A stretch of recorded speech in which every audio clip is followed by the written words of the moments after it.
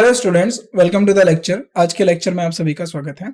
आज हम अपने प्रोनाउन के क्वेश्चंस का पार्ट 3 करेंगे। आपको पता है इस लेक्चर सीरीज में हम ऐसे क्वेश्चंस डिस्कस कर रहे हैं जो हमारे प्रीवियस ईयर क्वेश्चंस के ऊपर बेस्ड हैं और पूरी संभावना है इस तरीके के क्वेश्चन पूछे गए हैं और आगे भी पूछे जाएंगे, क्योंकि मेन जो होता है वो होता है कॉन्सेप्ट। तो हम क्वेश्चंस की प्रैक्टिस इसीलिए कर रहे हैं जिससे हम उसका कॉन्सेप्ट सीख सकें, किस तरीके से कॉन्सेप्ट जो हमारे प्रोनाउन में यूज हो रहे हैं दिए हुए क्वेश्चंस के अंदर। तो इस सीरीज में हमने 2 ऑलरेडी पार्ट कवर कर लिए हैं और उसके अंदर मैंने आपको क्वेश्चंस कराए थे, तो आपको वही प्रैक्टिस करने हैं क्वेश्चंस और उसमें जो भी कॉन्सेप्ट दिया है उसको अच्छे से सीखना है। जितना आप उसको सीख के रिवाइज करेंगे उतना ही आप क्वेश्चंस में जो है अच्छे से कॉन्फिडेंट हो पाएंगे और एग्जाम में अच्छे से स्कोर कर पाएंगे। अब प्रोनाउन देखिए, डायरेक्टली तो क्वेश्चन कभी नहीं आता है कि एग्जाम में लिख दिया जाएगा प्रोनाउन का क्वेश्चन है, नाउन का क्वेश्चन है। तो ये सब के सब आपके स्पॉटिंग द एरर्स की फॉर्म में आएंगे। तो आपको ध्यान में रखना है कि जब भी आप क्वेश्चन इस तरीके से प्रैक्टिस करें स्पॉटिंग द एरर्स में, तो आप पूरा सेंटेंस को पढ़ें और उसके बाद देखिए कि कहाँ पर क्या गलती है। लेकिन अभी हम हर एक चैप्टर को इंडिविजुअली कवर करेंगे, तो हमारा मेन टारगेट रहेगा कि हम अभी चैप्टर को प्रोनाउन के क्वेश्चंस को प्रैक्टिस करें, नाउन है तो नाउन को प्रैक्टिस करें, तो हर एक को हम इंडिविजुअली कवर करेंगे। तो ये हमारा टारगेट है। तो इसके साथ अब हम क्वेश्चन नंबर 31 स्टार्ट करते हैं, right. So in the question number 31, if the teacher is good, if the teacher is good, the students will respond positively to them। अब क्वेश्चन हमारा क्या कह रहा है कि अगर टीचर अच्छा है तो स्टूडेंट्स क्या करेंगे, उनको पॉजिटिवली रिस्पॉन्स करेंगे। तो अगर आप यहाँ देखें तो ये इफ क्लॉज है, तो इफ का मतलब क्या होता है, कंडीशनल स्टेटमेंट है। यानी अगर एक कंडीशन ट्रू होगी या एक कंडीशन लागू होगी तो उसके बाद उसके ऊपर दूसरी कंडीशन लागू होगी। तो पहली कंडीशन क्या है कि अगर टीचर अच्छा है तो स्टूडेंट उनको रिस्पॉन्ड करेंगे, पॉजिटिवली रिस्पॉन्ड करेंगे। अगर नहीं है तो नहीं करेंगे। तो अब हमें फाइंड करना है एरर किस पार्ट में, तो वन बाय वन चेक करते हैं। If the teacher is good, अगर टीचर सही है, टीचर हमारा सिंगुलर है, उसके लिए हमने इज यूज करा है, बिल्कुल ठीक है। गुड हमारा क्या हो गया, एडजेक्टिव। और किसका एडजेक्टिव है ये, इसको हम बोलते हैं सब्जेक्ट कॉम्प्लीमेंट। यानी ये टीचर यानी सब्जेक्ट के बारे में बता रहा है कि टीचर कैसा है, अच्छा है।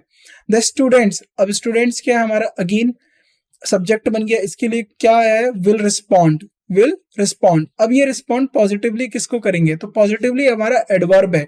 अब ये एडवर्ब कैसे हो गया, क्योंकि ये रिस्पॉन्ड के लिए आया है, एक्शन के लिए आया है कि एक्शन किस तरीके से किया जाएगा।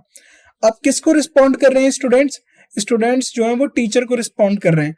लेकिन टीचर के लिए क्या लिखा है, टू देम। यहाँ पर टू देम नहीं होगा, यहाँ पर होगा या तो, अगर देखिए टीचर है तो टू हिम होगा, उनको रिस्पॉन्ड किया जाएगा, या फिर टू हर होगा, रिस्पॉन्ड टू हर। तो यहाँ पर दैम नहीं आएगा, तो दैम यहाँ पर एरर है, राइट। तो आप इसको करेक्ट कर लेंगे, दैम नहीं आएगा, यहाँ पर हिम होगा या हर होगा ना। नेक्स्ट क्वेश्चन, अब हम आगे बढ़ते हैं। तो पार्ट सी में एरर है। Next question, on the account of the rising cost many people are finding it difficult to feed their families. अब क्या है क्वेश्चन नंबर 32 में, on the account of the rising cost, किसकी वजह से, बढ़ती कीमतों की वजह से, मैनी पीपल बहुत सारे लोग, आर फाइंडिंग डिफिकल्टी, क्या डिफिकल्ट महसूस करें, are finding difficulty, finding it difficult to feed their families. तो यानी इसमें क्या बोला गया है कि जो हमारे क्वेश्चन जो बोला गया है कि on the account of rising cost, बढ़ती कीमतों की वजह से पीपल जो लोग हैं उनको डिफिकल्टी हो रही है अपनी फैमिलीज को फीड करने में। तो यहाँ पर जो फाइंडिंग इट आया है ना, ये इट आया on the account of the rising cost. तो it difficult to feed their families, no error. ये क्वेश्चन बिल्कुल ठीक है, इसमें कोई एरर नहीं है। तो इसमें क्या हो जाएगा आपका, नो एरर हो जाएगा। Although the news came as a surprise to all in the room, everyone tried to do their work as though nothing had happened. अब देखिए हमारा इस क्वेश्चन को देखिए, although the news came as a surprise to all in the room. तो although को जब हम यूज करते हैं ना, तो हम कॉन्ट्राडिक्टरी की बात करते हैं। कैसे कि न्यूज इस तरीके से आई कि सब सरप्राइज हो गए रूम में, लेकिन फिर भी everyone tried to do their work as though nothing had happened. तो हर कोई अपना काम इस तरीके से कर रहा था जैसे कुछ हुआ ही नहीं है। तो मैंने आपको बताया था एनीवन, एनीवन होगा अगर कहीं भी, एवरीवन होगा, एवरीवन, नो वन, और या फिर नोबडी, इसको आप किसकी तरह ट्रीट करोगे? सिंगुलर की तरह, सिंगुलर की तरह। तो क्या यहाँ पर देयर आएगा? बिल्कुल नहीं। तो ये आप किसकी तरह करोगे? सिंगुलर की तरह। तो यहाँ पर आपका देयर नहीं होगा, try to do his work. Everyone के लिए क्या लगे, क्या यूज होगा? His work, right? Try to do his work. तो ये किसके लिए यूज किया मैंने? एवरीवन के लिए। तो ये आप याद रखेंगे। ये पहले भी हमने दोनों पार्ट में अच्छे से इसको एक्सप्लेन किया है कि जो एवरीवन है, नो वन है, नो बडी है, एनीवन है, ईच है, एवरी है। तो ये हमारे क्या है? Singular, right? Now next, C part में एरर थी, वो हमने करेक्ट कर दी। A planetarium with his down ceiling and many projection is capable of showing the position of the stars in any season। देखिए प्लानिटेरियम क्या होता है? प्लानिटेरियम एक तरीके से एक रूम होता है बहुत बड़ा सा, और उसमें क्या होता है? स्टार्स, कॉन्स्टिलेशंस और प्लैनेट्स, ये सब शोकेस किया जाता है।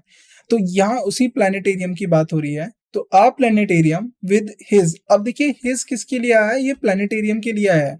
अब हिज किसके लिए आता है? तो पर्सन के लिए आएगा। प्लानिटेरियम तो पर्सन नहीं है, तो यहाँ पर हिज नहीं होगा, इट्स होगा। तो प्लानिटेरियम की जो डाउन सीलिंग, जो डाउन सीलिंग का मतलब है छत की बात जो है, and many projection is capable of showing the position of the stars in a season. तो यहाँ पर इट्स होगा, इसको आप करेक्ट करेंगे, राइट? नाउ नेक्स्ट आगे बढ़ते हैं। Although the advisory commission on central America has completed there report and that addresses the political tension in the area, no easing of tension has resulted। अब किसकी बात हो रही है? एक एडवाइजरी कमीशन की बात हो रही है ऑन सेंट्रल अमेरिका। तो वो एडवाइजरी कमीशन किसके ऊपर बना गया? सेंट्रल अमेरिका के ऊपर बनाया गया। अब उसने क्या करा? उसने अपनी जो रिपोर्ट है, हैज कंप्लीटेड रिपोर्ट, उसने अपनी रिपोर्ट को कंप्लीट किया। देयर रिपोर्ट दैट एड्रेसेस, क्या एड्रेसेस करती थी? The political tension in the area, right? जो उस एरिया में, सेंट्रल अमेरिका के वाले एरिया में जो पॉलिटिकल टेंशन है, no easing of tension has resulted, right? तो ये जो एडवाइजरी कमीशन है ना, इसने कलेक्टिवली जो है रिपोर्ट दिया है। इन देखिए क्या होता है, जब भी कोई हमारा कमीशन होता है, राइट, या कोई कमेटी होती है या कोई ज्यूरी होती है, अगर वो कलेक्टिवली रिपोर्ट कर रहे हैं, यानी सब एक मत होके एक सिंगल रिपोर्ट आ रही है उस कमीशन की, ज्यूरी की, तो उसको हम सिंगुलर काउंट करते हैं। कैसे, क्या काउंट करते हैं? सिंगुलर काउंट करते हैं। लेकिन अगर कोई इंडिविजुअली रिपोर्ट आता है कि अगर कमीशन 5 लोगों का कमीशन है और हर एक व्यक्ति ने अपनी अलग अलग रिपोर्ट सबमिट करी है, तो वो इंडिविजुअली काउंट नहीं हो। अब वो इंडिविजुअली काउंट होगा, इंडिविजुअली हर एक पर्सन के अकॉर्डिंग काउंट होगा। यहां पर इंडिविजुअली क्या काउंट हो रहा है? यहां पर सिंगल कमीशन की बात हो रही है, राइट?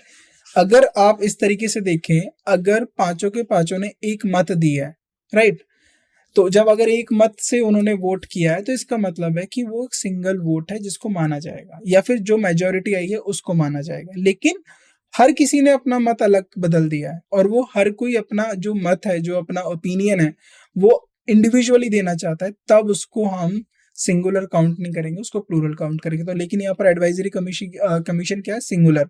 तो यहाँ पर देयर नहीं आएगा, राइट, इट्स आएगा। has completed its report that addresses the political tension in the area, no easing। तो यहाँ पर क्या हो जाएगा? आपका इट्स हो जाएगा, राइट? नेक्स्ट, तो बी पार्ट में एरर थी, वो हमने करेक्ट कर दी। Now 36, the book is well printed and attractively bound, making all together an attractive volume.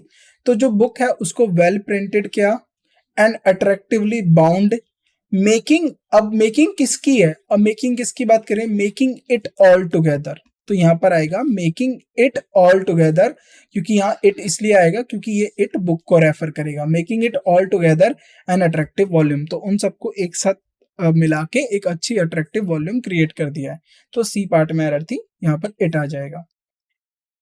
Every person should be able to see their personal file. तो अब देखिए एवरी पर्सन, तो मैंने बताया था ईच, एवरी, और ये सब क्या होता है? दोबारा लिखते हैं, every, each, anyone, no one, no one, right, nobody. तो ये सब आप कैसे ट्रीट करोगे? इनको सिंगुलर ट्रीट करोगे। क्या करोगे? सिंगुलर। तो इनके लिए वर्ब भी सिंगुलर आएगी, सिंगुलर ट्रीट करोगे और इनका प्रोनाउन भी सिंगुलर आएगा, to see his personal life, तो यहाँ पर हिज आ जाएगा। 37 पे क्या हो जाएगा, हिज आ जाएगा। नाउ नेक्स्ट आगे बढ़ते हैं। The companies lower level management, अब किसकी बात हो रही है, मैनेजमेंट की बात हो रही है, किसकी, कंपनी का जो लोअर लेवल मैनेजमेंट है, वॉज क्विक, यहाँ पर देखिए वर्ब सिंगुलर वर्ब है, वॉज आया है, तो यानी ये भी सिंगुलर ही है, management was quick to voice their opposition to pay cut. अब यहाँ पर देयर नहीं आएगा, अगर आप यहाँ कंपनी मैनेजमेंट की बात कर रहे हो तो यहाँ पर आएगा it's, void to voice its position to pay the cut, तो यहाँ पर क्या हो जाएगा, इट्स आ जाएगा, राइट, क्योंकि यहाँ पर किसकी बात हो रही है, मैनेजमेंट की बात हो रही है, तो आप इसको करेक्ट कर लेंगे। तो यहाँ पर एरर है सी पार्ट में, तो यहाँ हो जाएगा हमारा इट्स। नाउ आगे बढ़ते हैं। By changing the way they channel the careers of its people, by changing the way. अब सी यहाँ पर इट्स किसके लिए आया हमें पता नहीं है, तो इसलिए पहले पूरा सेंटेंस पढ़ना चाहिए। By changing the way they channel the career of its people, companies can build their enterprises around the strength of each person. तो यहाँ इट्स जो है ना, ये कंपनीज की बात हो रही है, किसके लोगों के बारे में बात हो रही है, जो कंपनी में काम करते हैं, कंपनी के वर्कर्स के बारे में बात हो रही है। तो यहाँ पर बाय चेंजिंग द वे, तरीका बदलने से, दे कौन, यानी कंपनीज क्या करती हैं, चैनल करती हैं किसके करियर को, किसके करियर को चैनल करती है, वहां पर जो लोग काम कर रहे हैं, तो देयर पीपल होगा, क्या होगा, देयर पीपल। तो इसको ठीक कर लेंगे, कंपनीज के बारे में बात हो रही है, देयर पीपल, बी पार्ट में एरर थी वो हमने ठीक कर दी। I would have showed you the documents yesterday if it you had asked for it. तो ये क्या कह रहा है, मैंने आपको डॉक्यूमेंट्स दिखाए थे, आई would have showed you the documents yesterday, दिखा देता अगर आप उसको मांगते तो। अब देखिए क्या, if you had asked for, किसके बारे में पूछ रहा है कि क्या आप मांगते, किसके, डॉक्यूमेंट्स को ही तो मांगते, तो डॉक्यूमेंट सिंगल थोड़ी है, वो एक से ज्यादा डॉक्यूमेंट है, तो इट तो नहीं आएगा, यहाँ पर क्या आएगा, दैम। इसको ठीक करेंगे, दम आ जाएगा, right. Every man and women should vote of the candidate of their choice, no error. तो ये बिल्कुल आप इसको बिल्कुल बता सकते हैं, एवरी का है, एवरी मैन एंड वुमेन, तो क्या करना चाहिए, हर एक को अपने चॉइस का जो कैंडिडेट है उसको वोट करना चाहिए, राइट। तो his and her choice, his किसके लिए हो गया, मैन, और हर चॉइस किसके लिए हो गया, वुमेन के लिए, राइट। नाउ क्वेश्चन नंबर, तो डी पार्ट में एरर थी वो हमने करेक्ट कर दिया। Now question number 42, everyone of the staffs present here has given a day's pay। देखिए everyone of the staffs present here has given, everyone has given a day's pay as their contribution towards the fund। यानी हर कोई जो staff में से वहां present था उन्होंने अपने एक दिन की तनख्वाह क्या कर दी, फंड को कंट्रीब्यूट कर दी, तो देयर कंट्रीब्यूशन नहीं होगा, his contribution, as his contribution, हर एक ने अपना कंट्रीब्यूशन दे दिया फंड को, राइट। तो यहाँ पर हिज आ जाएगा, his is the right answer. The bus was hired by the ladies for its picnic. तो द बस वॉज, अब किस, the bus was hired by किसके द्वारा की गई है, लेडीज के द्वारा, फॉर इट्स पिकनिक, तो किसकी पिकनिक है, फॉर देयर पिकनिक, लेडीज अपनी पिकनिक के लिए हायर कराया उन्होंने बस, तो ये क्या हो जाएगा आपका, फॉर देयर पिकनिक, तो ये हमारा इसका सही आंसर हो जाएगा 43 का, राइट। नाउ आगे बढ़ते हैं, अब नाउ क्वेश्चन नंबर हमारा कौन सा शुरू होगा, 44। I will encourage every one of my students to pursue the path of honesty in their lifes.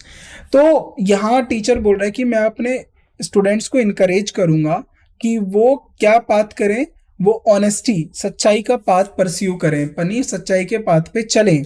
तो इन देयर लाइफ्स, अब किसकी बात हो रही है, right, every one of my students, तो हर एक, मेरे जितने भी स्टूडेंट हैं उनमें से प्रत्येक को बोलूंगा, हर एक को बोलूंगा, यानी एक एक को बोलूंगा।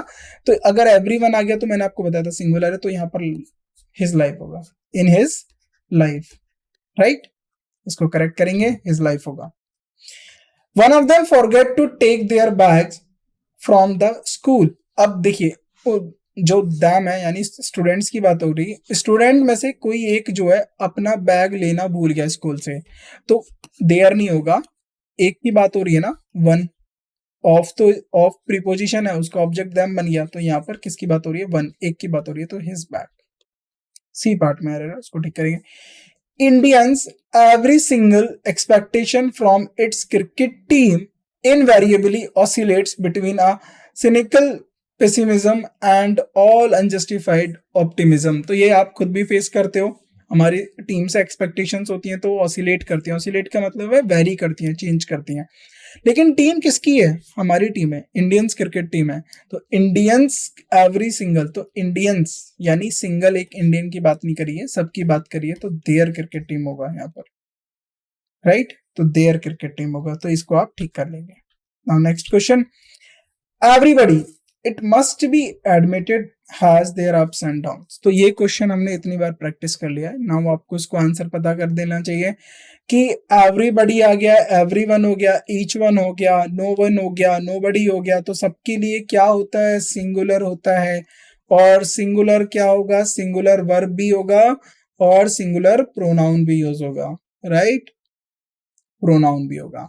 तो इसको मैं एक और बार आपको एक्सप्लेन कर देता हूं। देखिए क्या होता है, जब भी हम सब्जेक्ट के अकॉर्डिंग चलते हैं, सब्जेक्ट, तो सब्जेक्ट अगर हमारा सिंगुलर है, क्योंकि हम सब्जेक्ट ही इंपॉर्टेंट होता है, सब्जेक्ट को हम चेंज नहीं करेंगे, सिंगुलर है, तो सब्जेक्ट के अकॉर्डिंग वर्ब आएगी, वर्ब भी सिंगुलर होगी। क्या होगी? वर्ब भी सिंगुलर होगी, राइट? अब ये जो सब्जेक्ट होता है ये कौन होता है? नाउन होता है। अगर नाउन नहीं है तो प्रोनाउन होगा, राइट? अगर नाउन नहीं है तो प्रोनाउन होगा। अब आप एक बात बताइए, अगर ये कोई नाउन है और इसको हम सेंटेंस में दोबारा रिकॉल कर रहे हैं, तो क्या ये सिंगुलर होके प्लूरल हो जाएगा? नहीं होगा। अगर इसको दोबारा रिकॉल किया जाएगा एज अ प्रोनाउन, इसके रिपीटेशन से बचने के लिए हमने इसके लिए प्रोनाउन लिया, तो प्रोनाउन भी कैसा होगा? प्रोनाउन भी सिंगुलर होगा। इस बात को आप ध्यान रखेंगे। यानी सिंगुलर सब्जेक्ट के लिए सिंगुलर ही रहता है और प्लूरल सब्जेक्ट के लिए प्लूरल ही रहेगा, उसमें कोई चेंज नहीं होगा। उसी के अकॉर्डिंग उनके नाउन प्रोनाउन रहेंगे, तो उसी के अकॉर्डिंग उनकी वर्ब रहेगी। तो ये याद आपको रखना है, ये कॉन्सेप्ट आप अच्छे से समझ लीजिए। ये सब्जेक्ट वर्ब एग्रीमेंट का कॉन्सेप्ट है जो आपको आगे बहुत काम आएगा, राइट? तो everybody it must be admitted, हर एक को admitted and has their no his ups and down, right? 40 के 7 में सी पार्ट में एरर थी, हमने ठीक कर लिया।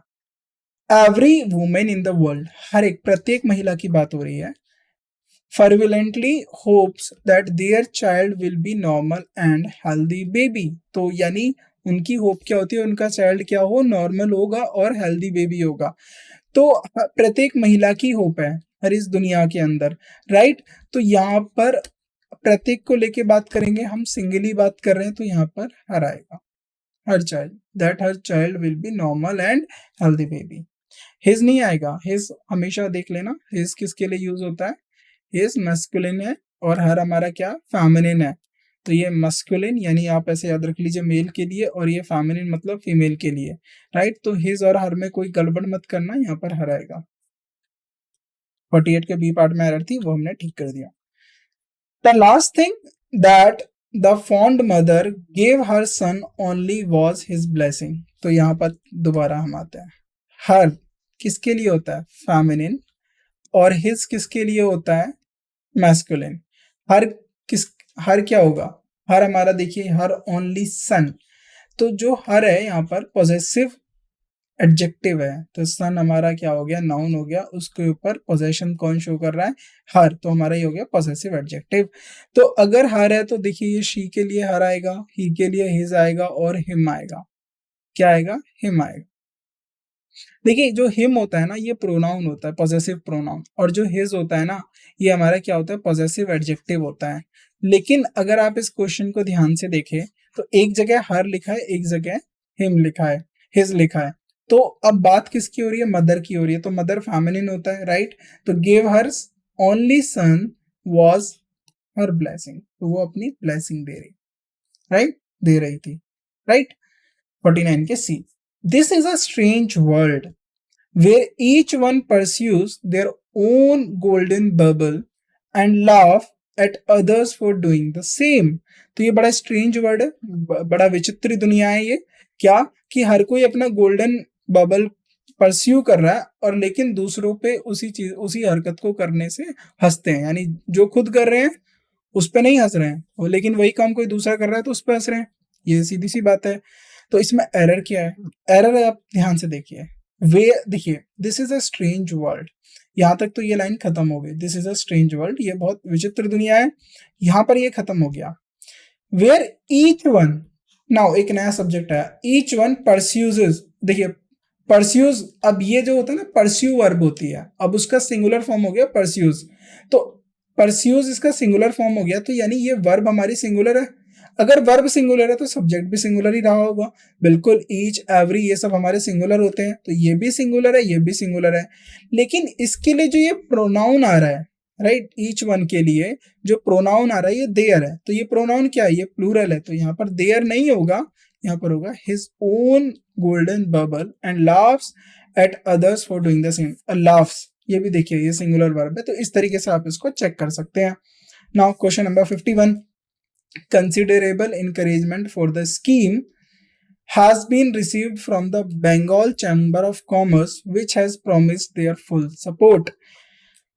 अब बड़े इसमें भारी भारी वर्ब आ गए, कंसिडरेबल, इनकरेजमेंट, देखिए अब बात किसकी हो रही है? इनकरेजमेंट की हो रही है। अब इनकरेजमेंट किसकी है? फॉर द स्कीम, यानी किसी स्कीम की इनकरेजमेंट, और इनकरेजमेंट किससे रिसीव्ड हुआ है? Has been received from Bengal chamber of commerce.